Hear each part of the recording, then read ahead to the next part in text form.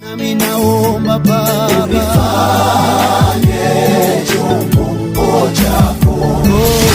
Zekaria 8:23 neno la Mungu linasema, Bwana wa majeshi asema hivi, siku hizo watu 10 wa lugha zote za mataifa wataushika upinde wa nguo yake yeye aliye Myahudi. Naam, wataushika wakisema, tutakwenda pamoja naye, kwa maana tumesikia kwamba Mungu yu pamoja naye. Bishop na Pastor Ndewa Anaeli wa kanisa la Glorious Church wanakutangazia mfungo maalum ya kufungua maisha yako, nafsi yako na vitu vyako vyote, kufufuliwa upya na Mungu kukufanyia nafasi. Mfungo huo umekwisha anza tayari na utamalizika tarehe 30 ya mwezi wa 5 mwaka 2026. Kukumbuka, kila siku kuanzia saa 10 kamili jioni tunakutana katika huduma ya Glorious Church chini ya mpako mafuta wa Bwana Bishop na Pastor Ndewa Anaeli. Hapo neno litafundishwa, maombi na maombezi kwa mtu mmoja mmoja yatafanyika, pia unabii kwa mtu mmoja mmoja utatolewa. Ni kila siku kuanzia saa 10 kamili jioni.